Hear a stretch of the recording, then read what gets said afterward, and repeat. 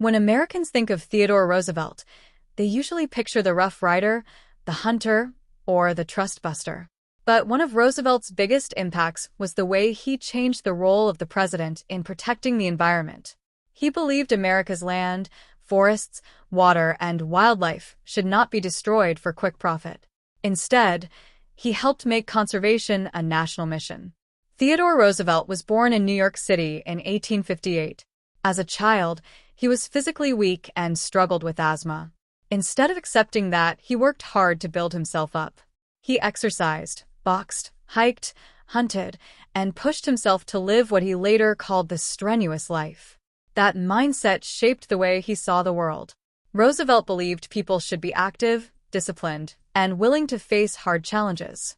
His love for animals and nature started when he was young. He studied birds, collected specimens, and became interested in natural history.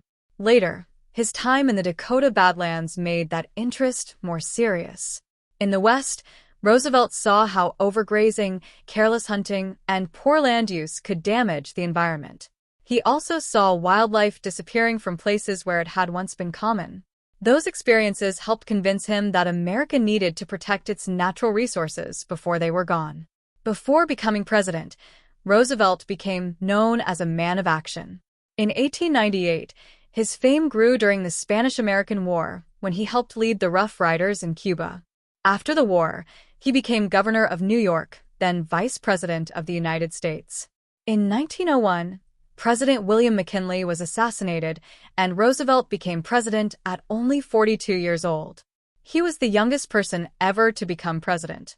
Once he was in office, Roosevelt treated conservation as federal policy, not just a personal interest. He believed the government had a responsibility to manage public land wisely. To him, conservation did not always mean locking land away forever. It also meant using forests, rivers, and land carefully so they could support the country without being destroyed. In 1902, Roosevelt signed the Reclamation Act. This law supported irrigation projects in the dry western states. The goal was to manage water better and help make farming possible in places where water was limited. This showed how Roosevelt connected conservation with long-term planning. He did not just think about nature as scenery.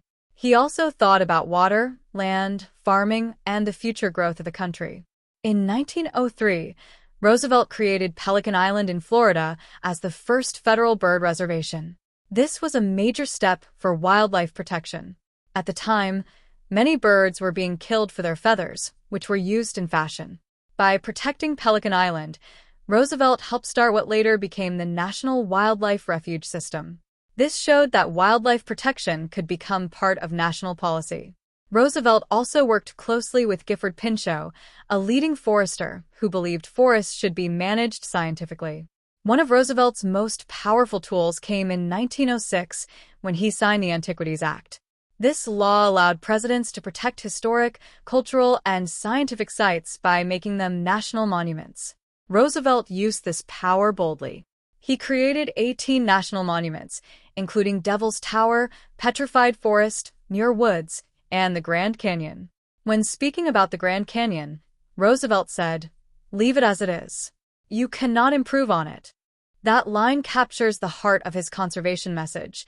Some places are worth protecting, not only for us, but for the generations that come after us. It reminds us that nature is not just something to use, but something we have a responsibility to pass on.